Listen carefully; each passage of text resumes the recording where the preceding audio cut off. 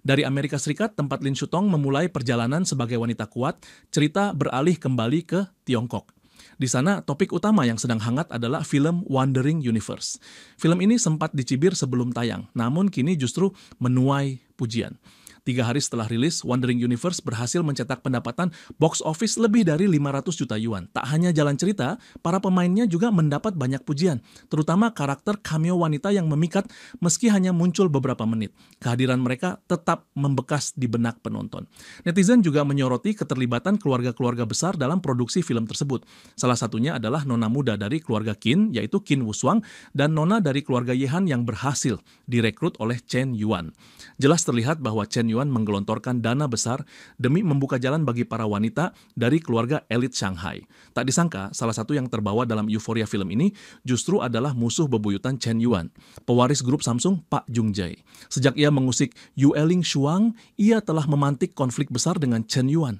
Mendengar nama lawannya disebut-sebut di mana-mana membuatnya merasa geram.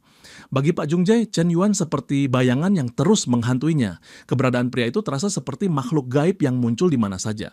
Asisten pribadinya menyebut latar belakang Chen Yuan tidak jelas, tapi ia memiliki kekayaan yang luar biasa. Sebagai contoh, hanya untuk streamer wanita bernama Xiaomi, Chen Yuan menghabiskan dana lebih dari 5 miliar yuan.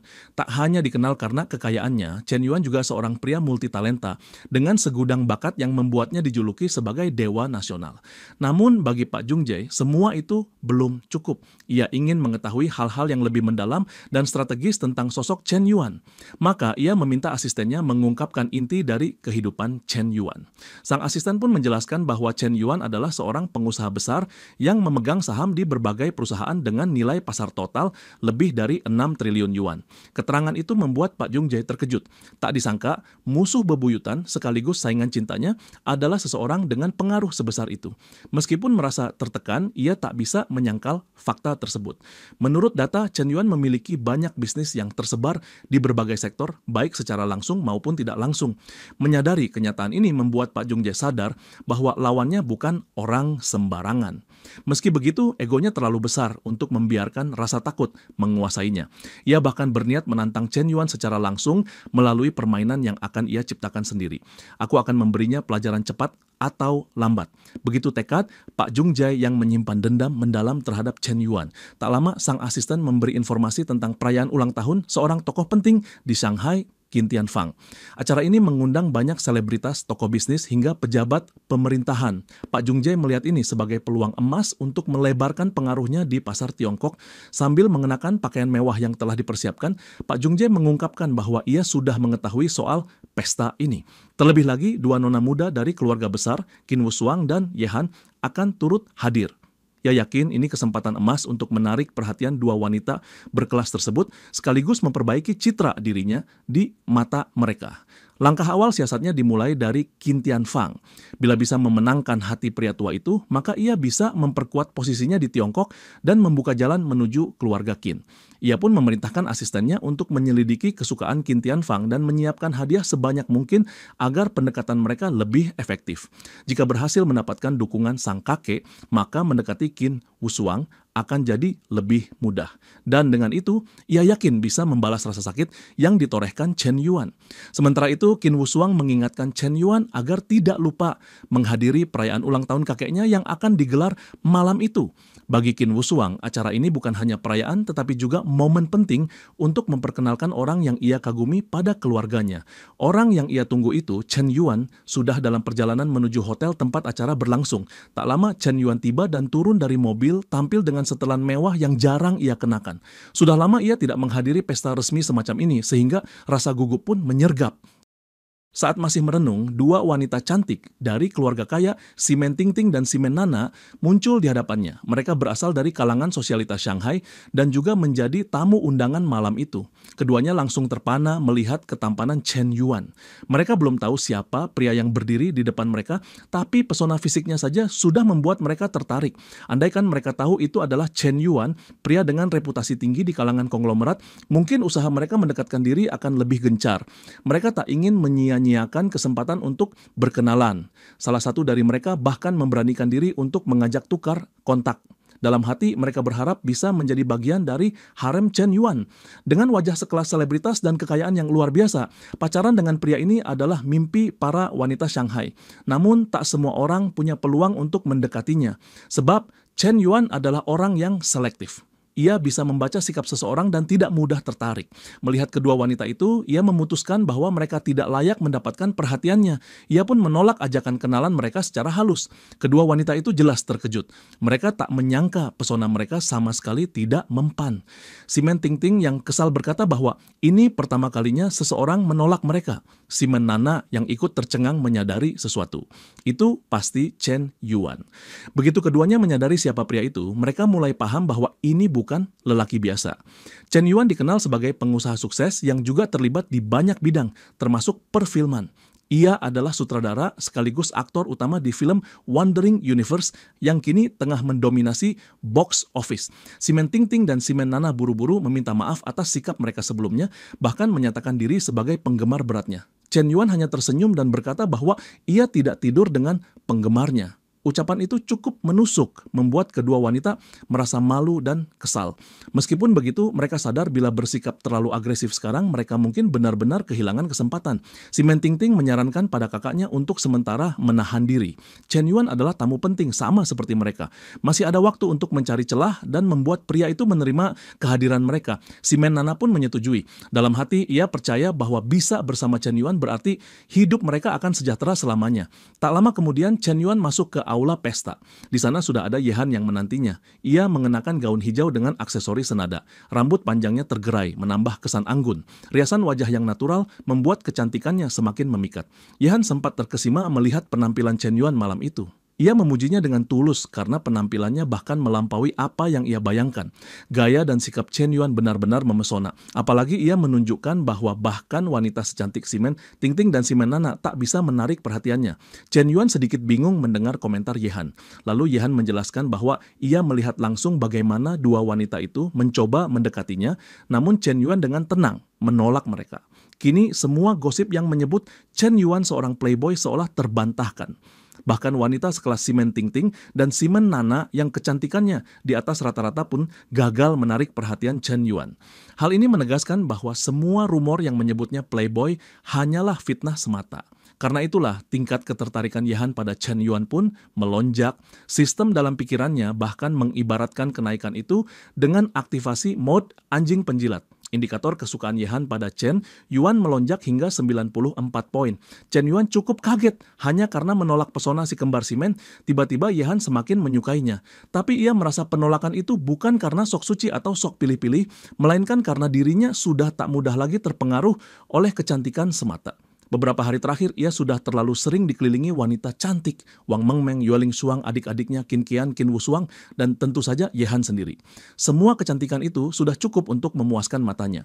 Dengan kondisi seperti ini, sosok seperti si Men Tingting dan si Men Nana yang juga berwajah memesona tak lagi mampu mengguncang hatinya. Kebahagiaannya sudah cukup dengan kehadiran Ye Han dan para wanita yang kini berada dalam lingkarannya, baik yang ada bersamanya maupun yang menetap di Seoul. Karena itulah Chen Yuan merasa bahwa penilaian Ye Han terhadap dirinya sudah terlalu tinggi dan terlalu subjektif. Seolah-olah Ye Han hanya melihatnya dari sudut pandang ideal tanpa mempertimbangkan realita. Chen Yuan mulai menyadari bahwa Ye Han telah salah menilai dirinya. Di mata Ye Han, Chen Yuan bukan lagi manusia biasa. Ia dipandang seperti dewa yang tak peduli pada kesenangan duniawi. Bahkan Ye Han membayangkan bahwa Chen Yuan sudah berada pada tingkat kesadaran setara dengan seorang pertapa yang telah melewati batas fana. Bagi Ye Han, Chen Yuan seperti seseorang yang telah mencapai pencerahan. Isi adalah kekosongan. Kekosongan adalah isi. Sebagai seorang kultivator, seseorang yang tidak menginginkan apapun, bagaimana bisa tertarik pada kecantikan semu? Hati yang dipenuhi oleh jalan kebijaksanaan tertinggi dan mata yang melihat segala makhluk dari surga hingga bumi seharusnya tak lagi menyisakan ruang untuk keterikatan pribadi. Pikiran Ye Han ini membuat bulu kuduk Chen Yuan merinding. Dalam hati, ia bertanya-tanya apakah harus menyarankan Ye Han untuk mengurangi bacaan novel-novel kultivator. Tapi di balik semua itu, Ye Han tidak hanya mengagumi Chen Yuan sebagai pria, tapi juga sebagai sosok yang ia hormati. Seseorang yang ia kira telah menyatu dengan pemahaman tertinggi tentang kehidupan. Dengan penuh hormat, Ye Han mengajak Chen Yuan berdansa. Tanpa ragu, Chen Yuan menyambut ajakan itu. Mereka pun mulai bergerak selaras mengikuti mengikuti alunan musik. Pemandangan itu disaksikan langsung oleh si Men Tingting dan si Men Nana yang sebelumnya berniat mendekati Chen Yuan. Rasa iri pun mulai muncul di hati mereka. Mereka tak menyangka bahwa Ye Han bisa sedekat itu dengan Chen Yuan. Si Men Tingting bahkan mulai mencurigai bahwa sikap sopan Ye Han hanyalah kedok dari ambisi tersembunyinya, sama seperti mereka yang hanya ingin mendekati Chen Yuan demi kekayaannya. Namun kenyataannya tidak demikian. Ye Han bukan gadis yang seperti itu, dan karena itulah Chen Yuan bersedia mendekatkan dirinya pada Ye Han. Tak lama, keberadaan Chen Yuan diketahui oleh Qin Wushuang yang langsung memberitahu Qin Tianfang, sang kakek. Chen Yuan, adikmu itu mencuri ginseng milikmu dan memberikannya pada orang lain, ujar Qin Wushuang pada kakeknya. Ginseng salju itu adalah tanaman langka yang telah berusia ribuan tahun. Tentu saja, sang kakek merasa perlu untuk mengetahui kepada siapa cucunya mempercayakan benda berharga tersebut. Qin Tianfang penasaran, siapa sebenarnya Chen Yuan? Seperti apa karakter pria itu hingga cucunya rela mengambil risiko hanya demi memberikannya ginseng langka? Ia pun memerintahkan untuk memanggil Chen Yuan. Ia mendengar bahwa pria muda itu sangat mahir bermain Go, permainan strategi yang sangat ia sukai. Kini, ia ingin mengujinya secara langsung. Selain menilai moralitas dan karakter Chen Yuan, Qin Tianfang juga ingin melihat sejauh mana bakat yang dimiliki pria muda itu. Pertandingan Go akan menjadi cara terbaik untuk mengenalnya lebih dalam. Mendengar bahwa sang kakek ingin bermain Go dengan Chen Yuan, Yueling Shuang merasa heran. Ia yakin pasti ada maksud lain di balik ajakan itu, bukan sekadar pertandingan biasa. Bahkan Qin Wushuang pun tidak tahu apa alasan sebenarnya. Rasa penasaran mulai tumbuh dalam dirinya, apa sebenarnya yang dipikirkan sang kakek. Apalagi Qin Tianfang sampai-sampai menantang langsung Chen Yuan untuk adu strategi di papan Go. Yueling Shuang tahu betul kalau sang kakek sangat ahli dalam permainan ini. Begitu pula dengan Chen Yuan yang kemampuannya dalam bermain Go juga tak bisa dianggap remeh. Qin Wushuang pun mencoba memastikan keseriusan sang kakek.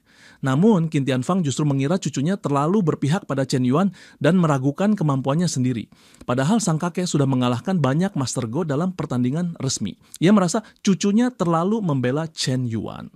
Tentu saja Qin Wushuang khawatir karena Chen Yuan bukan orang sembarangan. Ia luar biasa dalam banyak hal, akting, menyutradarai, menyanyi, bermain berbagai alat musik, bela diri, hingga olahraga. Tak heran jika kemampuan bermain Go-nya pun bisa mengalahkan banyak master. Namun, niat Qin Tianfang sebenarnya bukan untuk menang atau kalah. Ia hanya ingin menguji karakter Chen Yuan lewat permainan ini. Tapi hal itu tidak ia ungkapkan pada siapapun, bahkan kepada Qin Wushuang. Dalam hatinya, Qin Tianfang menganggap bahwa cucunya terlalu memihak Chen Yuan. Terlebih karena Qin Wushuang pernah mencuri ginseng salju berusia ribuan tahun yang ia jaga demi memberikannya pada Chen Yuan. Maka pertandingan Go ini akan dijadikannya sebagai cara untuk menggoda Chen Yuan, sekaligus mengajarkan sesuatu. Ini adalah momen yang tepat untuk menilai apakah Chen Yuan pantas mendapatkan tempat khusus dalam hidup cucunya. Qin Tianfang ingin tahu seberapa hebat Chen Yuan dalam menghadapi tekanan dan strategi lawan. Mendengar penjelasan sang kakek, Qin Wushuang pun tak lagi mempertanyakan maksudnya. Ia bisa merasakan bahwa sang kakek sangat serius. Maka ia segera memanggil Chen Yuan yang saat itu sedang berbincang dengan para pebisnis ternama kota Shanghai. Dengan suara lembut dan panggilan manis, Qin Wushuang memanggil nama Chen Yuan. Seketika perhatian Chen Yuan tertuju padanya. Wajah Qin Wushuang terlihat merona, jantungnya berdetak tak karuan. Ia harus menyampaikan langsung bahwa kakeknya ingin bertemu. Namun Qin Wushuang tidak mengatakan soal tantangan Go secara langsung. Hal ini membuat Chen Yuan terkejut. Ia menduga mungkin Qin Tianfang ingin membicarakan hal penting, bahkan kemungkinan besar menyangkut urusan pernikahan. Wajah malu-malu Qin Wushuang membuat pikirannya langsung mengarah ke sana. Chen Yuan teringat bagaimana Qin Wushuang pernah mencuri ginseng salju untuknya. Tindakan besar yang membuat keluarganya marah besar. Dengan dasar itu, topik pernikahan bukanlah hal yang mustahil. Jika benar begitu, ini bisa jadi masalah besar. Apalagi di tengah pesta yang dihadiri banyak tamu penting. Chen Yuan heran. Mengapa dirinya yang masih muda bisa terpilih sebagai calon menantu keluarga Qin? Karena terus memikirkannya, tatapannya terhadap Qin Wushuang menjadi sangat serius. Melihat hal itu, Qin Wushuang pun bingung dan tak habis pikir apa sebenarnya yang Chen Yuan bayangkan. Akhirnya, Qin Wushuang memberitahukan maksud sebenarnya. kakek ingin menantangmu bermain Go. Begitu ia membisikkan maksud sesungguhnya agar Chen Yuan berhenti berpikir terlalu jauh. Hari ini adalah ulang tahun ke-75 Qin Tianfang. Jika ia kalah dan tersinggung, dampaknya bisa buruk. Chen Yuan mengangguk paham. Ia tahu bahwa walau merasa bisa menang, dirinya harus berhati-hati. Dalam pertandingan nanti, ia tidak boleh mengalahkan sang kakek dengan telak. Bukan berarti harus pura-pura kalah, tapi ia harus mengontrol jalannya permainan agar tetap menghormati lawan. Tak disangka, kabar bahwa Qin Tianfang akan menantang Chen Yuan bermain Go tersebar dengan cepat ke seluruh tamu undangan. Hal ini langsung jadi topik utama pesta. Banyak yang membicarakannya dengan antusias, bahkan ada yang menganggapnya sebagai aksi pembulian. Para tamu tahu betul bahwa Qin Tianfang adalah master Go yang sangat kuat. Bahkan para profesional sekalipun bisa ia kalahkan dalam setengah langkah. Karena itu, ketika ia menantang Chen Yuan yang masih muda, sebagian orang melihatnya sebagai bentuk ketimpangan. Namun, tak ada yang tahu bahwa tujuan utama sang kakek bukan untuk menang, melainkan untuk memahami lebih jauh siapa sebenarnya Chen Yuan. Pendapat lain mulai bermunculan seputar kemampuan Chen Yuan yang dikabarkan mampu mengalahkan seorang master Go. Banyak yang menyebut bahwa pemuda yang kini ditantang oleh Qin Tianfang itu bukanlah orang biasa, melainkan setara dengan para profesional dalam permainan Go. Chen Yuan bahkan pernah memenangkan pertandingan melawan master Go yang sebelumnya mengalahkan Kimura, pemain Go kelas dunia yang namanya sudah mendunia. Fakta ini membuat semua orang menyadari bahwa Chen Yuan tidak bisa dianggap remeh. Begitu pertandingan dimulai, para tamu mulai berkumpul di sekitar meja Go menyaksikan duel dua generasi itu. Sebelum meletakkan bidak pertama, Qin Tianfang menyelipkan sindiran tajam pada Chen Yuan. Nah, sudah makan ginseng ribuan tahun itu? Tanyanya dengan nada yang disengaja. Ya, rasanya agak kering dan sempat tersangkut di gigi, jawab Chen Yuan santai. Jawaban itu tentu saja memancing emosi Qin Tianfang. Tanaman langka yang dirawatnya selama bertahun-tahun justru digambarkan dengan cara yang terkesan remeh. Wajah Qin Tianfang memerah menahan kesal. Ia awalnya berniat menggertak Chen Yuan, tapi malah dibuat naik darah. Ginseng itu sangat berharga. Kau hanya membuang-buangnya, bentaknya. Chen Yuan membalas dengan tenang. Itu tidak dibuang, justru seluruh manfaatnya sudah aku serap. Memberikannya pada orang lain malah akan jadi pemborosan. Pernyataan itu semakin membuat Qin Tianfang emosi, tapi Chen Yuan menambahkan satu hal lagi. Ia mengklaim bahwa manfaat dari ginseng salju itu tidak hanya ia nikmati sendiri. Sebelum ia sepenuhnya menerima efek ginseng, Chen Yuan sempat membagi poin penguatan kepada Qin Wushuang, kekuatan spiritual hasil latihan seseorang yang telah mencapai tingkat keabadian. Menurutnya, orang yang menerima penguatan itu akan merasakan manfaat langsung, seperti tubuh yang lebih sehat dan aura spiritual yang terbuka. Buktinya bisa dilihat dari kondisi fisik Qin Wushuang yang kini bercahaya dan terlihat jauh lebih segar. Chen Yuan tidak menjelaskan secara mendetail, namun meminta Qin Tianfang memperhatikan Qin Wushuang dengan baik. Efek paling mencolok dari poin penguatan itu adalah kulit cucunya yang kini memancarkan cahaya sehat. Pernyataan itu membuat wajah Qin Wushuang langsung memerah karena malu. Ucapan Chen Yuan yang blak-blakan dan ambigu seolah mengarah ke hal-hal yang bisa disalahpahami, terutama jika didengar orang lain.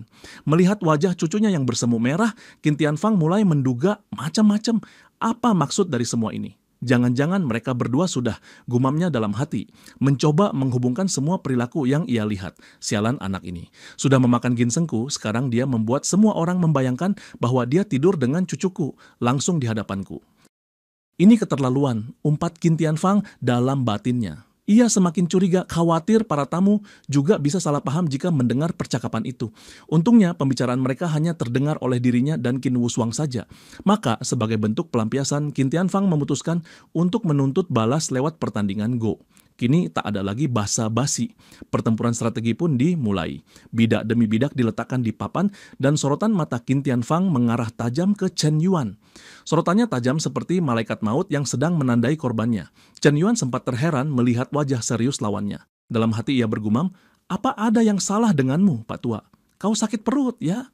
Tapi ia segera sadar bahwa menjaga emosi Qin Tianfang lebih penting dari apapun. Usia sang kakek yang sudah lanjut membuatnya rawan tersulut emosinya. Bila terus memancingnya, bukan tak mungkin pria tua itu jatuh sakit di tengah pesta. Chen Yuan tahu dirinya bukan tipe yang bermulut manis. Ia lebih suka bicara to the point tanpa basa-basi. Tapi demi menjaga kondisi sang kakek, ia menahan diri. Pertandingan pun berlangsung sengit. Keduanya saling mengatur bidak untuk menguasai posisi strategis. Hingga akhirnya, dalam hitungan menit, Chen Yuan meletakkan bidak terakhir yang menandakan akhir permainan. Ia pun menoleh pada Qin Tianfang dan dengan nada yakin meminta sang kakek mengakui kekalahannya. Karena posisi bidak yang ia pasang sudah membentuk kemenangan mutlak. Tidak ada celah lagi untuk bertarung. Penonton yang menyaksikan langsung pun terdiam, sebagian tercengang, sebagian lainnya cemas, tak percaya bahwa Chen Yuan benar-benar memenangkan pertandingan itu. Kemampuan Chen Yuan yang bisa mengalahkan Qin Tianfang dalam waktu begitu singkat membuat banyak orang cemas. Kekhawatiran muncul, jangan-jangan hal ini bisa meruntuhkan kebanggaan kepala keluarga Qin, apalagi terjadi tepat di hari ulang tahunnya. Kekalahan telak di depan banyak tamu tentu bukan pemandangan yang menyenangkan. Qin Wushuang yang sebelumnya sudah meminta Chen Yuan untuk tidak bermain terlalu serius, hanya bisa menghela napas kecewa. Harapannya agar sang pujaan hati sedikit mengalah pada kakeknya tampaknya tidak digubris sama sekali. Namun, kenyataannya bukan karena Chen Yuan mengabaikan permintaan itu. Ia memang sudah berusaha tidak bermain dengan serius, hanya saja kemampuannya terlalu jauh di atas rata-rata. Bahkan dengan setengah kekuatan, ia tetap membuat Qin Tianfang kewalahan. Di mata Qin Wushuang, sikap Chen Yuan terasa keras kepala.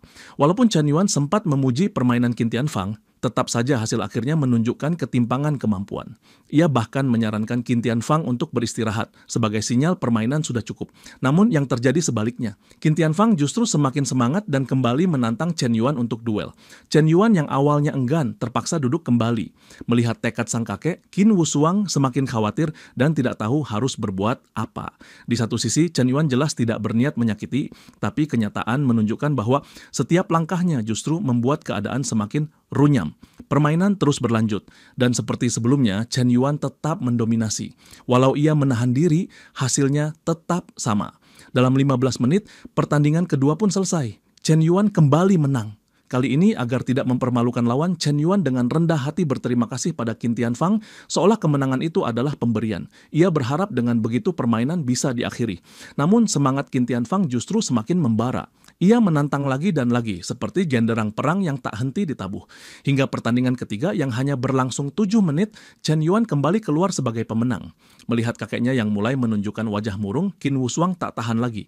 Ia mendatangi Chen Yuan dan mengingatkan dengan nada lembut bahwa sebelumnya ia sudah memintanya untuk mengalah. Kenapa masih terlalu serius? Chen Yuan menjawab santai. Ia sudah mengikuti permintaan itu dan hanya menggunakan 50% kekuatannya. Namun, jawaban ini terdengar oleh Qin Tianfang yang langsung merasa tersinggung. Ia tidak mengajak bertanding lagi. Sebaliknya, ia melontarkan kritik bahwa Chen Yuan adalah anak muda tanpa prinsip moral. Ucapan itu membuat Qin Wushuang panik. Ia mengira sang kakek benar-benar marah dan kecewa pada Chen Yuan. Apalagi ketika melihat wajah masam sang kakek yang kemudian meninggalkan arena. Qin Wushuang buru-buru menyusulnya dengan perasaan tidak tenang. Namun tak disangka, ketika hanya berdua saja, Qin Tianfang justru memuji Chen Yuan. Menurutnya, pria yang disukai cucunya ini luar biasa. Mendengar itu, Qin Wushuang hampir tak percaya. Ia sampai berpikir kakeknya sudah mulai tidak waras karena terlalu lama bermain Go. Di matanya, Chen Yuan benar-benar keras kepala. Bukannya menyenangkan hati orang tua, justru membuat marah. Tapi ternyata semua itu justru membuat Qin Tianfang semakin kagum.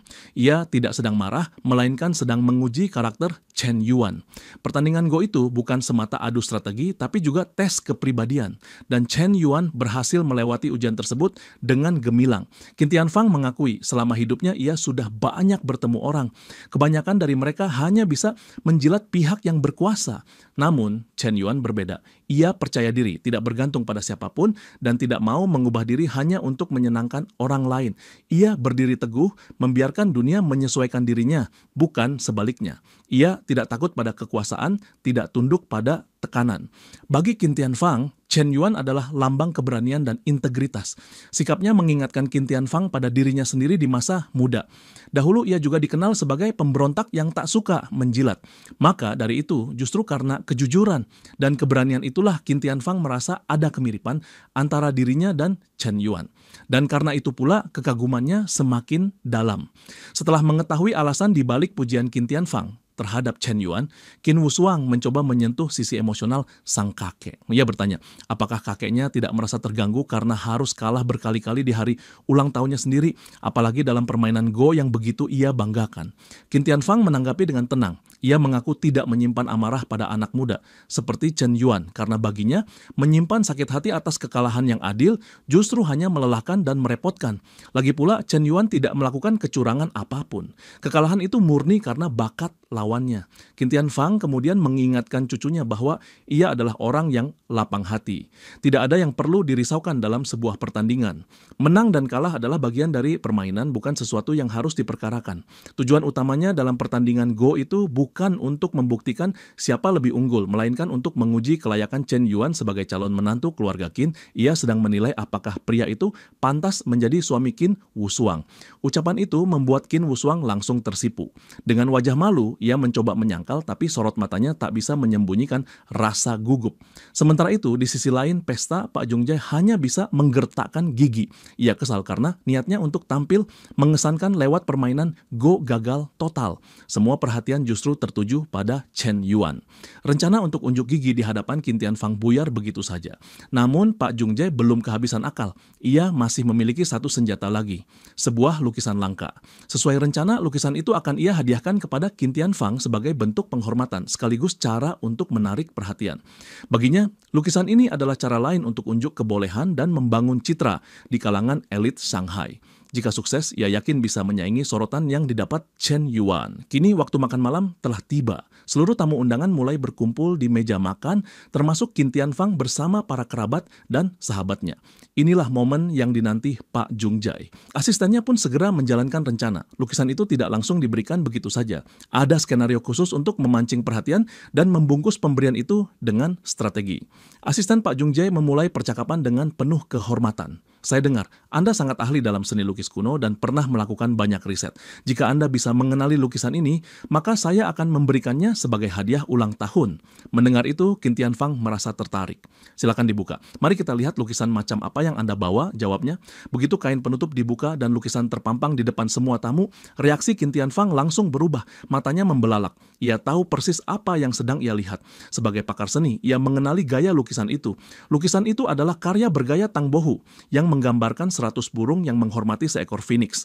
Menurut pengetahuan Qin Tianfang, lukisan seperti ini pernah rusak di masa Republik Tiongkok, tapi yang ini tampak utuh, dan tekstur kertasnya menyerupai karya asli dari zaman dinasti Ming.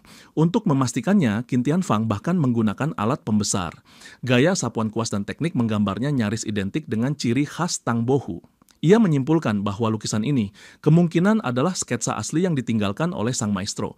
Jika benar otentik, maka nilai lukisan ini nyaris tak ternilai. Para tamu pun terkesima. Beberapa menganggap lukisan itu adalah salinan langka yang sangat mahal. Nilainya bisa mencapai ratusan juta yuan.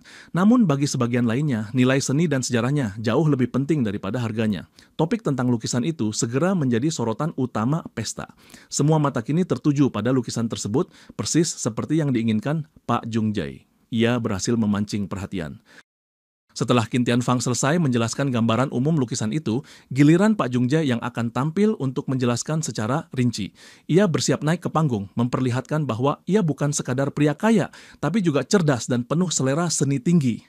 Rencana berjalan sempurna. Kini panggung milik Pak Jungjai. Karena memahami nilai lukisan Tang Bohu secara mendalam, Pak Jungjai menjadikannya senjata utama dalam siasat pendekatannya kepada keluarga Qin. Sayangnya ia terlalu asik berandai-andai tentang betapa suksesnya ia nanti hingga tanpa sadar waktu terus berjalan. Sedetik pun sangat berharga, dan lamunan itu justru membuatnya melewatkan momen emas untuk menunjukkan kehebatannya sebagai pemuda cerdas dan berkelas.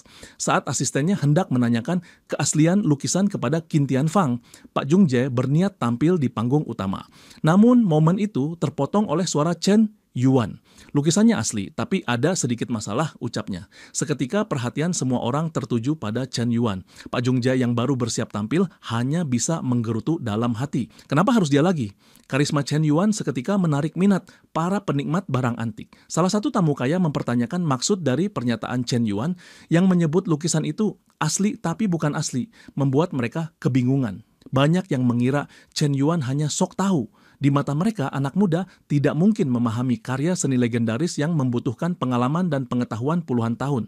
Namun Chen Yuan tidak peduli pada komentar itu. Alih-alih berdebat, ia memilih membuktikan ucapannya dengan tindakan nyata. Ia meminta pelayan membawakannya silet.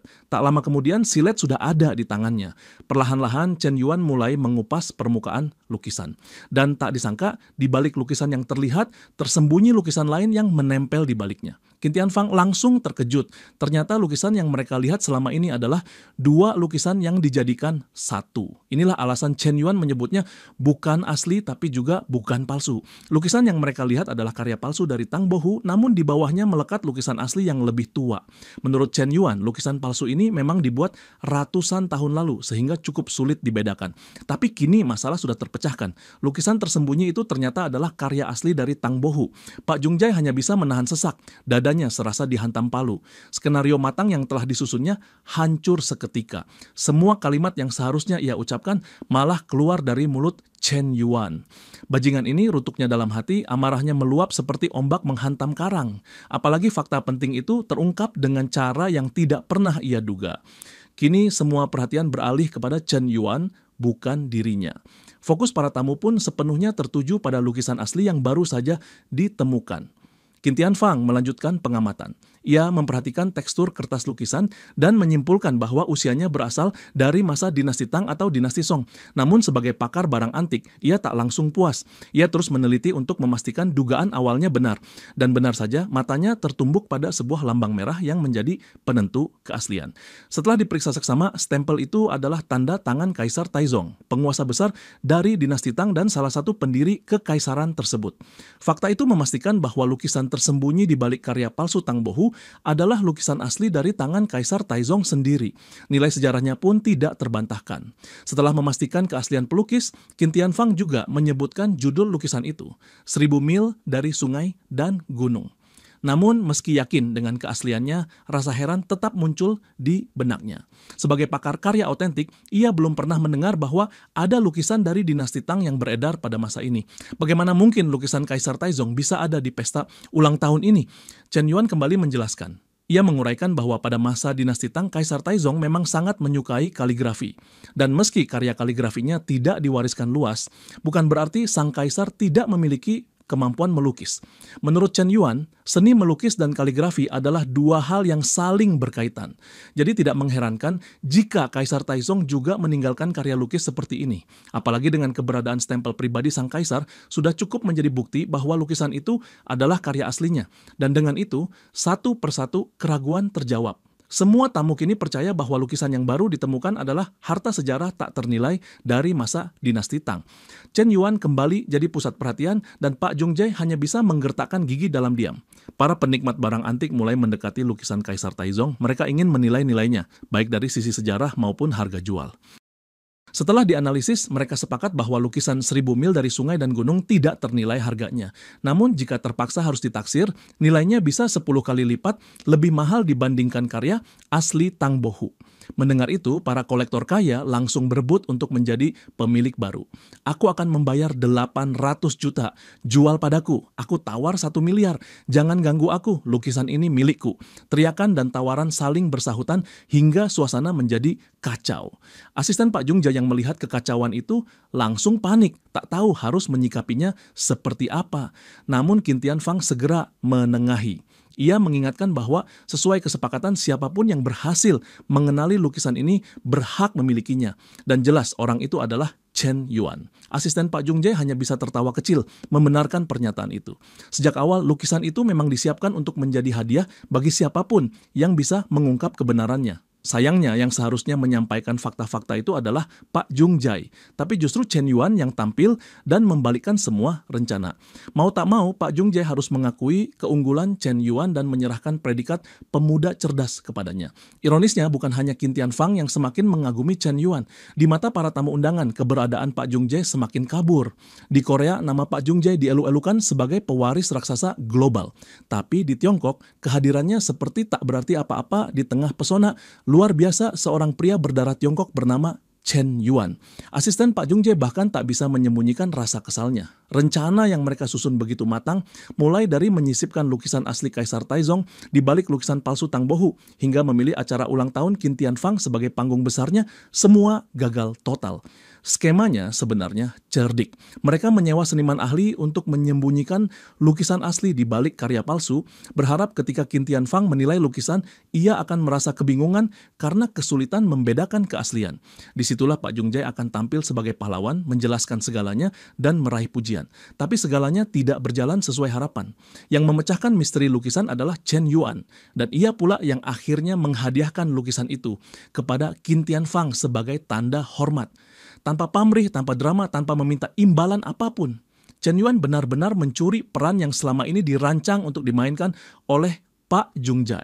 Salah satu tamu pun memuji. Lukisan bernilai miliaran diserahkan begitu saja. Betapa dermawannya Chen Yuan. Pak Qin sangat beruntung mendapat hadiah sebesar ini. Tambah tamu lain memperkuat kesan integritas tinggi dalam diri Chen Yuan.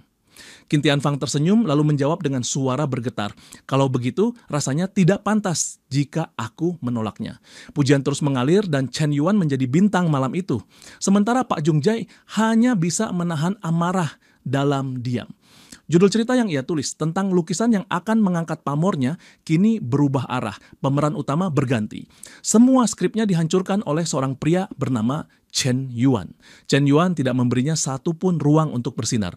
Api cemburu dan dendam membakar dada Pak Jungjai seperti neraka yang menyala. Kini bukan hanya Qin Tianfang yang mengagumi Chen Yuan, tapi juga Qin Wushuang. Semua pujian yang seharusnya milik Pak Jungjai malah jatuh ke tangan pria lain. Bahkan keahlian Chen Yuan dalam menjelaskan lukisan menambah daftar bakat yang dimiliki si tampan. Qin Wushuang yang selama ini menyaksikan bakat-bakat luar biasa Chen Yuan satu persatu kini semakin yakin. Keahlian dalam seni lukis dan kaligrafi juga telah masuk ke dalam daftar pesona Chen Yuan. Maka dalam hati kecilnya, Qin Wushuang mulai menduga bahwa semua ini bukan kebetulan. Mungkin semua ini adalah kejutan yang dipersiapkan khusus untuknya. Sebuah pertunangan diam-diam, sebuah kado dari Chen Yuan yang begitu tahu cara membuat hati seorang wanita jatuh cinta lebih dalam. Dugaan itu muncul bukan tanpa alasan. Chen Yuan pernah membagikan poin penguatan kepada Qin Wushuang dan mengakui bahwa ia telah mengorbankan 10 tahun kultivasinya demi hal tersebut. Jika tidak memiliki perasaan, mana mungkin ia rela melakukan pengorbanan sebesar itu? Hal inilah yang membuat Qin Wushuang menduga bahwa Chen Yuan sedang mempersiapkan lamaran. Karena itulah ia menampilkan seluruh bakatnya di depan Qin Tianfang demi memperlancar proses tersebut. Semua pemikiran itu ditinjau dari sudut pandang Qin Wushuang akhirnya memicu aktifnya sistem kesukaan yang dia miliki. Kesukaannya terhadap Chen Yuan bertambah 1 poin, kini mencapai 99 poin.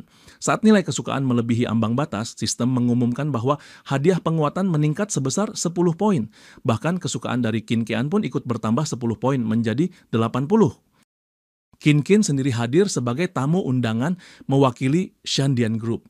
Ia juga menyaksikan betapa mengejutkannya pengetahuan Chen Yuan dalam kaligrafi dan seni lukis. Mekanisme kesukaannya pun ikut terpicu.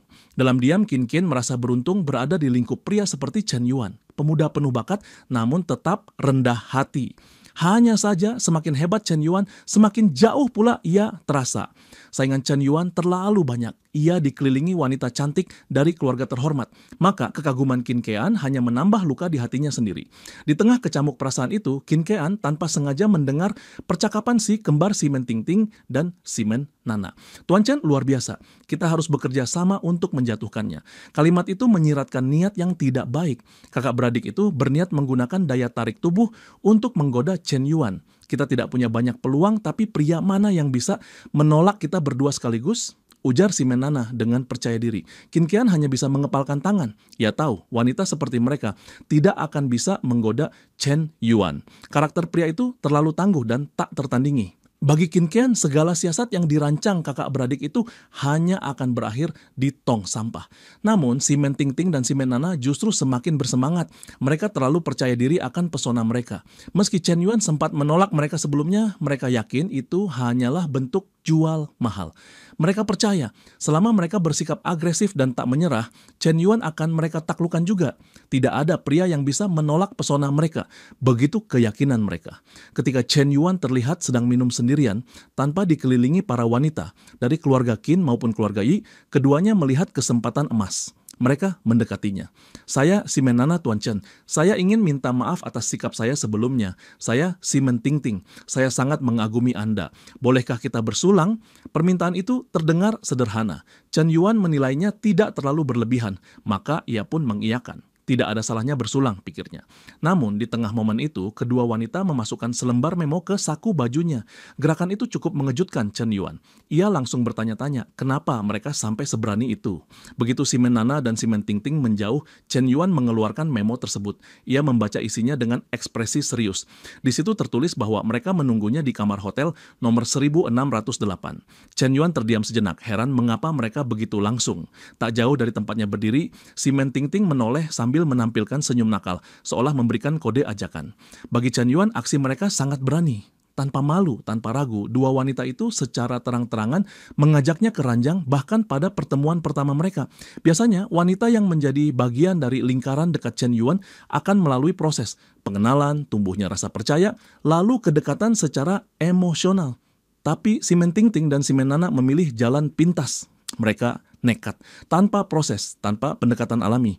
Semuanya serba instan. Padahal pesta ini bahkan belum selesai. Tapi mereka sudah mencoba menjebaknya dalam perangkap asmara penuh gairah.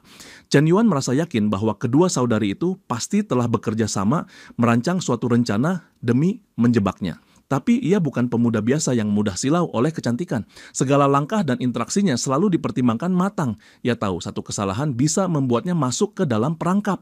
Jika hanya jebakan cinta, itu masih bisa ditoleransi. Namun jika berujung pada kematian, itu sudah jadi urusan hidup dan mati. Pikiran itu bukan tanpa dasar. Belakangan ini hidup Chen Yuan terus diincar karena dendam yang dimiliki organisasi bawah tanah dunia, Dark Web.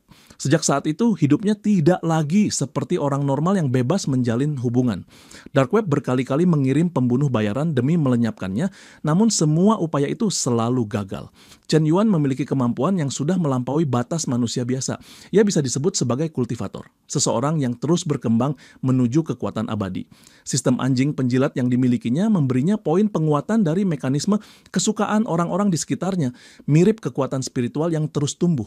Dengan kemampuan itu, bukan hanya kekuatan fisik dan pertarungan super, tapi usia panjang pun sudah bukan mustahil baginya. Segala taktik dari Dark Web sejauh ini tidak mempan. Akhirnya, mereka mengincar orang-orang yang dekat dengannya. Chen Yuan tahu betul cara kerja licik mereka, tapi ia bukan hanya bisa bertahan. Ia membalas. Ia berhasil menyelamatkan keluarga yang diculik dan bahkan menyebabkan kerugian finansial besar pada Dark Web. Situs milik mereka pun direbutnya, namun Chen Yuan sadar mereka tidak akan berhenti. Karena itu, saat dua wanita seperti si Nana dan si Tingting terlalu agresif mendekatinya, ia curiga. Jangan-jangan mereka bagian dari jebakan baru Dark Web. Padahal kenyataannya tidak demikian. Si Nana dan si Tingting hanyalah sosialitas Shanghai yang ingin menjadi wanita Chen Yuan. Mereka tergoda oleh limpahan kekayaan yang dimiliki pria itu. Chen Yuan tidak hanya tampan dan berbakat, tapi juga bergelimang kekayaan yang tampaknya tak ada habisnya. Namun sayangnya, pendekatan mereka dilandasi oleh motivasi yang tak murni, tidak ada rasa dari hati ke hati. Maka dari itu, perasaan mereka pun tidak sampai pada Chen Yuan yang sudah terlanjur curiga.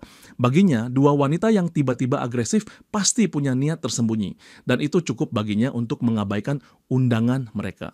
Dalam hati, Chen Yuan menggumam, kau pikir aku bisa tertipu? Lalu memo yang diselipkan oleh si kembar ia buang begitu saja ke tong sampah.